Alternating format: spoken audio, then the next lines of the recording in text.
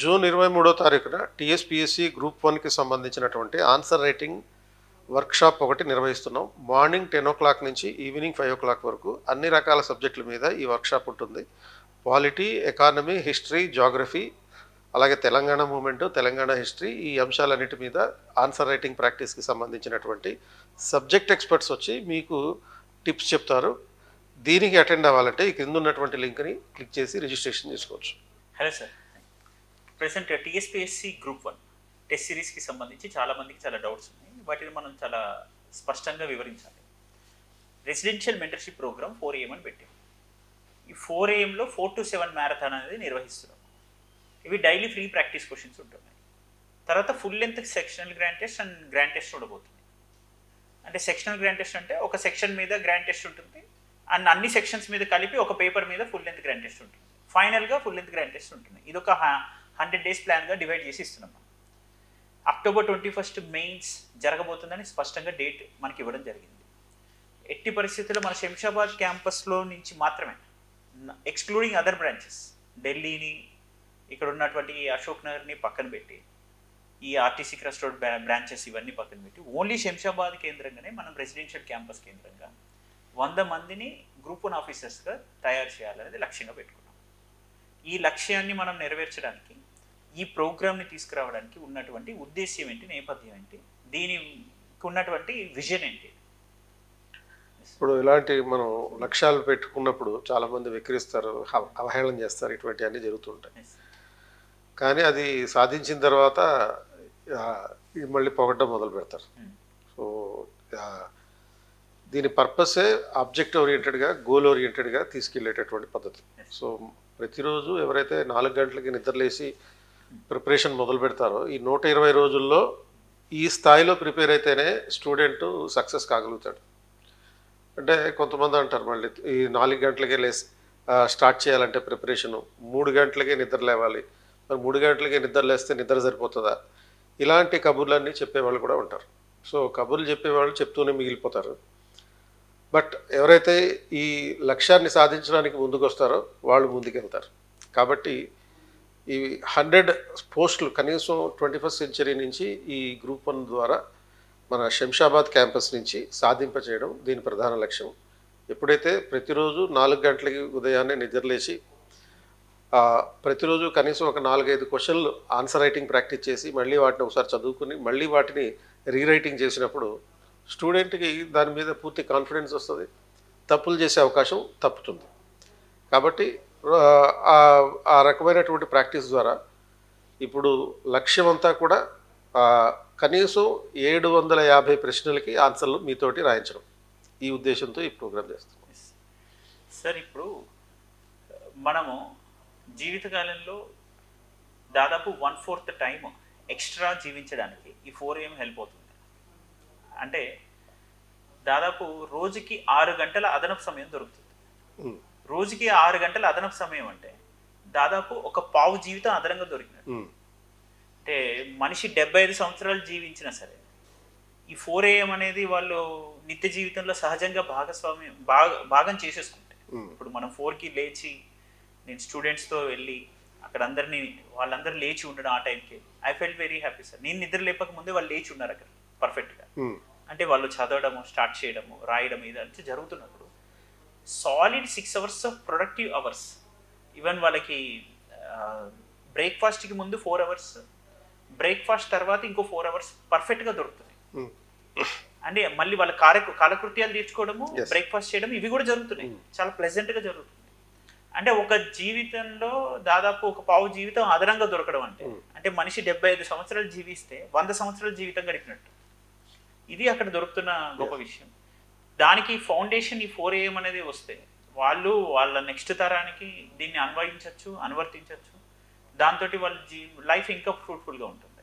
అంటే morning breeze అనేది pleasant ఎన్విరాన్మెంట్లో వాళ్ళు చదువుతున్నప్పుడు ఇంకొక గమనించండి సార్, ఆ హీట్ ఆఫ్ ద మూమెంట్ 100 మంది స్టూడెంట్స్ ఆ క్యాంపస్లో లైబ్రరీలో మార్నింగ్ 4కి కూర్చొని ఎగ్జామ్ రాస్తున్నారు అనుకోండి, అండ్ మళ్ళీ చదివి మళ్ళీ ఎగ్జామ్ రాయడం అనే ఒక మ్యారథాన్ రన్ అవుతుంది అక్కడ.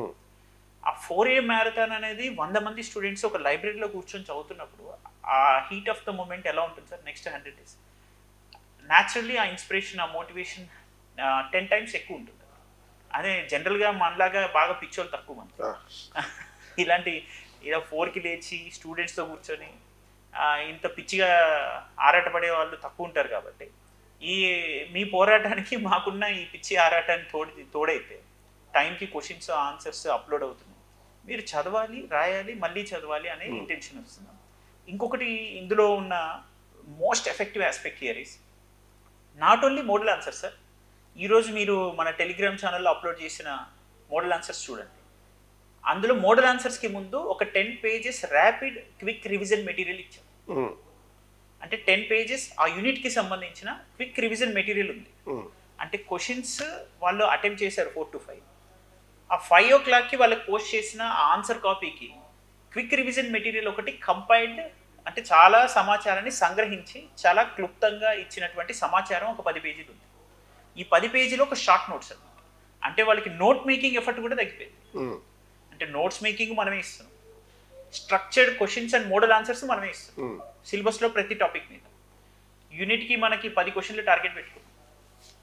అది మొత్తం 75 యూనిట్స్, 750 క్వశ్చన్స్. 750 క్వశ్చన్స్తో పాటు 750 ర్యాపిడ్ రివిజన్ బుక్లెట్స్. ఇది 4 AM ఇనిషియేటివ్స్. అంటే స్టూడెంట్గా సొంతంగా ఇప్పుడు ఉన్న లిమిటెడ్ టైంలో 120 రోజులు ఉన్నాయి. ఈ 120 రోజుల్లో స్టూడెంట్ రోజు కనీసం ఇట్లా 6 గంటలు సేవ్ చేసుకుంటుంటే అడిషనల్గా పొందుతుంటే, 6 గంటలు కాకపోయినా మనం సపోజ్ దాంట్లో సగం అనుకోండి 3 గంటలు అనుకోండి, అంటే ఏంటి కనీసం ఒక 400 గంటలు ఈ 120 రోజుల్లో అదనంగా మీరు మిగతా వాళ్ళకంట చదువుతారు, ఎక్స్ట్రా చదవగలుగుతారు. అంటే ఈ గ్రూప్ 1 కానీ సివిల్ సర్వీస్ కానీ డిమాండ్ చేసేది ఏంటంటే కేవలం మెంటల్ ఇంటెలెక్చువాలిటీయే కాకుండా ఫిజికల్ స్ట్రెంగ్త్ కూడా కావాలి. సో ఈ ఫిజికల్ స్ట్రెంగ్త్ మీరు కాంట్రిబ్యూట్ చేయాలంటే ఆ హార్డ్ వర్క్ అనేది కంపల్సరీగా చేస్తేనే మీరు సక్సెస్ కాగలుగుతారు. So the only difference between successful aspirant and non successful aspirant is the extra mile that he runs. అంటే ఒక అదనంగా 1 గంట ఎక్కువ చదివినా కానీ మీకు ఒక అడ్వాంటేజ్ వస్తుంది. అటువంటిది మీరు 4 గంటలకి లేచి ప్రిపరేషన్ చేయడం వల్ల 3 గంటలు మినిమం మీకు అడిషనల్గా వస్తుంది. ప్లస్ ప్రతిరోజు ఈ రకమైనటువంటి model answers, quick point revisions ఇవ్వడం వల్ల మీరు సొంతంగా మళ్ళీ నోట్స్ రాసుకోవాల్సినటువంటి అవసరం ఉండదు. పుస్తకాలు సపరేట్గా పెద్ద పెద్ద పుస్తకాలు చదువుకోవాల్సినటువంటి అవసరం ఉండదు. డైరెక్ట్గా ఏదైతే మీకు నోట్స్ ఇస్తుండం జరుగుతుందో, ఈ హ్యాండ్అవుట్స్ ఇవ్వడం జరుగుతుందో వాటినే 4-5 సార్లు రివిజన్ చేస్తే చాలు, 2-3 సార్లు రైటింగ్ ప్రాక్టీస్ చేస్తే చాలు. గతంలో కన్నా ఈసారి ఒక సర్ప్రైజ్ ఇనిషియేటివ్ అని లాస్ట్ వరకు చెప్పకుండా 5 o'clockకి రిలీజ్ చేశారు. ఇంకా 5 o'clockకి వీళ్ళకి ఏం రిలీజ్ అవుతుందంటే not only 5 particular syllabus topics related model answers but also quick revision points. ఒక షార్ట్ నోట్స్ 10 పేజెస్ ఇస్తాం. సో ఇలా వాళ్ళ 10 పేజెస్ షార్ట్ నోట్స్ని మైండ్లో పెట్టుకొని మళ్ళీ చదివి మళ్ళీ రీరైట్ చేపిస్తున్నాం. అంటే వీళ్ళు ఎందుకంటే ఇక నేను ఏం చేస్తున్నా అంటే స్టూడెంట్ రాసాడా లేదని పర్టికులర్గా చెక్ చేస్తున్నాను. వీళ్ళు ఎగ్జామ్ ఎప్పుడైనా సరే అటెంప్ట్ చేసేసి అమ్మయ్య అనుకుంటారు. అంటే ఎగ్జామ్కి ముందు ప్రిపేర్ అయ్యాం, ఎగ్జామ్ అటెంప్ట్ చేయడం అమ్మయ్య అనుకుంటారు. బట్ యాక్చువల్ వర్క్ ఎప్పుడు ఉంటుందంటే సార్ ఎగ్జామ్కి ముందు ప్రిపరేషన్ కాదు, ఎగ్జామ్ తర్వాత ఎగ్జామ్ గురించి చేసే ప్రిపరేషన్. ఎగ్జామ్కి సంబంధించి అసెస్ చేసుకోవడం, తప్పులు ఎక్కడ చేసామో సరిదిద్దుకోవడం, ఆ తప్పులు మళ్ళీ పునరావృతం కాకుండా మళ్ళీ రీరైట్ చేసి చూసుకోవడం. ఇది అసలు ఎగ్జామ్ డిమాండ్. అది మనం ఇక్కడ ఇమ్మీడియట్లీ అప్పుడే చేపిస్తాం. సో ఎగ్జామ్కి సంబంధించి రాసేసిన తర్వాత ఆన్సర్స్ సరిగ్గా చదవాలి, వాల్యూ ఎడిషన్ చేసుకోరు, షార్ట్ నోట్స్ చేసుకోరు. ఎగ్జామ్ తర్వాత చేసేదే 100% ర్యాంక్కి దారి తీసేది. ఎక్కువ మంది పాపం చాలా కష్టపడి చదువుతారు. ఎగ్జామ్ అని ఈవినింగ్ పెడతాము, వచ్చి ఈవినింగ్ ఎగ్జామ్ రాసేసి వెళ్ళి అమ్మాయి ఈరోజు ప్రిపరేషన్ అయిపోయింది అంటారు. యాక్చువల్ ప్రిపరేషన్ ఎప్పుడవుతుంది? ఎగ్జామ్కి ముందు అయ్యేది కాదు, ఎగ్జామ్ తర్వాత చేసేదే రియలిస్టిక్ ఎక్స్ట్రా ఎడ్జ్ ఎఫర్ట్ అనమాట. అది మనం చేయించాలి. సో ఎగ్జామ్ రాయడం, దానికి సంబంధించిన మోడల్ ఆన్సర్స్ చదువుకోవడం, మళ్ళీ రాయడం వలన మీకు పర్మనెంట్గా గుర్తుండిపోయేటటువంటి టైం ఇది. అంటే మార్నింగ్, అర్లీ మార్నింగ్ మనకి మన పురాణంలో కూడా అది ఒక బ్రహ్మ ముహూర్తం లాగా చెప్తారు. అది ఎందుకంటే అది అక్కడ ఉండేటటువంటి ఆ సమయంలో ఉండేటటువంటి కాస్మిక్ ఎనర్జీ వల్ల మనకి మెమరీ పవర్ కూడా ఎక్కువ ఉంటుంది. మిగతా నార్మల్ టైంలో కన్నా 70% ఎక్స్ట్రా మెమరీ పవర్ ఆ టైంలో ఉంటుంది. కాబట్టి మీరు ఈ 4 AM అనేటటువంటి కాన్సెప్ట్ని, అంటే నాకు తెలిసి రాష్ట్రంలోనే కాదు దేశంలో కూడా ఎక్కడ ఏ ఫ్యాకల్టీ కానీ ఏ మెంటార్ కానీ మీకు 4 గంటలకే నిద్ర లేచి మిమ్మల్ని నిద్ర లేపి మీతో చదివించి రాయించి మళ్ళీ రాయించడం అనేటటువంటి ప్రాక్టీస్ ఎవరు చేయరు. సో మీకున్నటువంటి ఈ అవకాశాన్ని ఉపయోగించుకోండి. శంషాబాద్లో రెసిడెన్షియల్ క్యాంపస్లో మీకు ఈ అవకాశం ఉంది. మీరు ఉంటే రెసిడెన్షియల్ క్యాంపస్లో ఉండొచ్చు, లేకపోతే బయట రూమ్ తీసుకుని కూడా ఉండొచ్చు. బట్ మీ యాక్టివిటీ మాత్రం ప్రతిరోజు 4 గంటలకల్లా మొదలయ్యేటట్టుగా ప్లాన్ చేసుకోండి.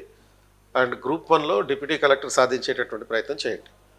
సార్ ఈ గ్రూప్ 1 డిప్యూటీ కలెక్టర్ అనేది వాళ్ళకి ఎంత కలవ కానీ మన క్యాంపస్ నుంచి మన ఆధ్వర్యంలో 100 మంది డిఎస్పీలు ఆర్టీఓలు కలిపి మొత్తం అంతా కలిపి ఉండడం అనేది మన అంటే ప్రతి స్టూడెంట్ డిప్యూటీ కలెక్టర్ అనే లక్ష్యం పెట్టుకుని ప్రయత్నం చేస్తే చాలా మంచిది. అంటే మొత్తం మన క్యాంపస్ నుంచే ఆ 40కి 40 వచ్చినా మంచిది రావాలి సార్. ఆ పట్టుదలతో మనం వెళ్తున్నాం.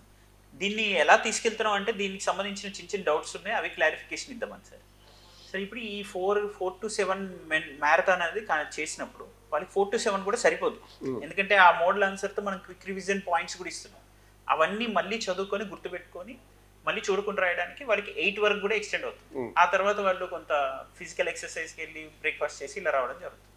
ఈ ప్రాసెస్ అనేది అయ్యే వరకు ఇది అయింది. దాని తర్వాత 9 తర్వాత మళ్ళీ నెక్స్ట్ డే కావాల్సిన మెటీరియల్ చదువుకోవడము, ఆ రిఫరెన్స్ బుక్స్ చదువుకోవడం అవి చేస్తున్నారు. ఇదంతా అయ్యాక వాళ్ళు గ్రాండ్ టెస్ట్ రాస్తారు. ఈ యూనిట్ వైజ్ టెస్ట్ అయిన తర్వాత 1 డే రివిజన్ డే తీసుకొని గ్రాండ్ టెస్ట్ రాస్తారు. Grand test original exam timings ప్రకారం 2:30 to 5:30 ఉంటుంది. ఒరిజినల్ ఎగ్జామ్ టైమింగ్స్ ఆ 2:30 to 5:30 గ్రాండ్ టెస్ట్ ఎగ్జామ్ అయ్యంగానే 5:30కి ఎగ్జామ్ రాసిన వెంటనే ఆ పేపర్ని స్కాన్ చేసుకొని 24 hours టైం ఉంటుంది. స్కాన్ చేసి online.kpsdelhi.com పోర్టల్కి ఇవ్వాలి. ఆ పోర్టల్ మన చేతిలోనే ఉంటుంది, మన మొబైల్లో.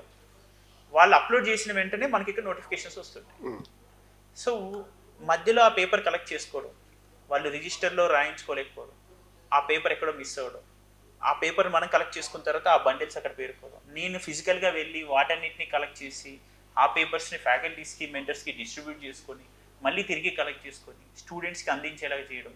ఈ ప్రాసెస్లో ఎక్కడో ఒక కాపీ మిస్ అవ్వడం, ఒక స్టూడెంట్ బెస్ట్ కాపీ ఏది ఉందో ఎత్తుకొని అది తీసుకెళ్ళిపోవడం, ఇలాంటివి జరగకుండా అది జరిగినాయి సార్. అలా ఇలాంటి ప్రాబ్లమ్స్ లేకుండా, అంటే జనరల్ కాంపిటీషన్లో వాళ్ళకుండే సహజం అది. సో ఇవన్నీ సార్ మా టాపర్స్ మార్క్స్ వచ్చినప్పుడు ఆ పలానా వ్యక్తి పేపర్ ఎక్కడుంది చూడడానికి ప్రయత్నం చేయడం, ఇలా వాళ్ళు వచ్చి కలెక్ట్ చేసుకున్నప్పుడు మన అడ్మిన్ స్టాఫ్ ఆ పేపర్ వరకు తీసుకోకుండా మిగతావి చూడడం, కొంతమంది పిక్చర్స్ తీసుకుంటారు. ఈ ప్రాబ్లమ్స్ లేకుండా మీకు కంఫర్టబుల్గా డైరెక్ట్గా మీరు అప్లోడ్ చేసిన వెంటనే ఇక్కడ నోటిఫికేషన్ వచ్చేస్తుంది పోర్టల్. నోటిఫికేషన్ వచ్చాక మన ఢిల్లీలో ఎవాల్యుయేషన్ టీము కొంతమంది అండ్ ఇక్కడ ఉన్నటువంటి వాళ్ళు రీజనల్ టాపిక్స్ చూస్తున్న వాళ్ళు కొంతమంది, ఈ ఎవాల్యుయేషన్ టీము పర్ఫెక్ట్గా ఆ పేపర్స్ని డిస్ట్రిబ్యూట్ మనం చేసి అక్కడే ఎవాల్యుయేట్ చేసి అక్కడే అప్లోడ్ చేసేస్తారు పోర్టల్లో. వాళ్ళకి హార్డ్ కాపీ చేతిలో ఉంటుంది, ఎవాల్యుయేటెడ్ కాపీ వెంటనే ఒక 4-5 డేస్లో వాళ్ళ ముందు కళ్ళ ముందు కనిపిస్తుంటుంది. స్కోర్స్ ర్యాంక్స్ స్పష్టంగా గ్రాండ్ టెస్ట్కి సంబంధించి అందరికీ చేతిలో ఉంటుంది. ఇది ఈ ప్రోగ్రామ్ ఇనిషియేటివ్స్.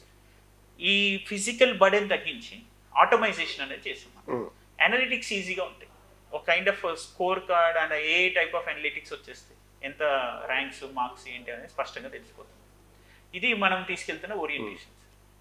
దీనివల్ల అడ్వాంటేజ్ ఏంటంటే మన వర్క్ అడ్మినిస్ట్రేషన్ మీద తక్కువ ఉంటుంది, quality content and feedback evaluation మీద ఎక్కువ ఉంటుంది. రాసిన స్టూడెంట్కి సంబంధించిన స్కోర్స్ ర్యాంక్స్ అక్కడే క్లియర్గా కనిపిస్తాయి కాబట్టి ఎవరైతే బాగా రాయలేకపోతున్నారో వాళ్ళకి ఫోన్ చేసి రండి, పర్టికులర్ సాటర్డే రోజు మెంటర్షిప్ డే ఉంది, ఈ టైమింగ్స్లో రండి అని మనం చెప్పచ్చు. లేదా వాళ్ళంతటి వాళ్ళే ఆన్సర్స్ చూసేసుకొని నాకు స్కోర్స్ తక్కువ వస్తున్నాయి, ఎలా నేను ఇంప్రూవ్ చేసుకోవాలని ఆలోచించినప్పుడు సాటర్డేస్ మెంటర్షిప్ డే రోజు వచ్చేయచ్చు.